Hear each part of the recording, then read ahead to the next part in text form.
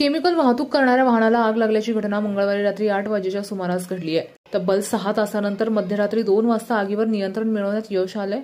यात कुठलीही जीवितहानी झाली नसली तरी केमिकल वाहतूक करणारे वाहन जळून खाक झालं आहे। आगीवर नियंत्रण मिळवण्यासाठी या दरम्यान समृद्धी महामार्गावरील वाहतूक थांबवण्यात आली होती। छत्रपती संभाजीनगरहून मुंबईच्या दिशेने केमिकल घेऊन निघालेल्या वाहनाला अहिल्यानगर जिल्ह्यातील कोपरगाव शिवारात आग लागल्याची घटना मंगळवारी रात्री घडली। प्रसंगावधान राखत चालकाने वाहन थांबवत बाहेर उडी मारून स्वतःचे प्राण वाचवले।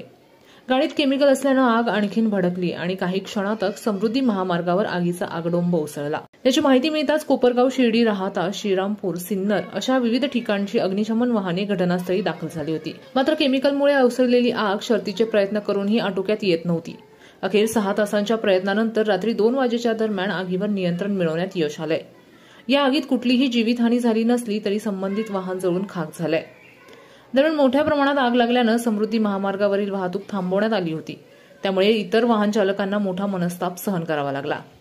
आगीवर नियंत्रण मिळवल्यानंतर वाहतूक सुरळीत झाली, पण आग नेमकी कशामुळे लागली होती हे मात्र अद्याप स्पष्ट होऊ शकलं नाही।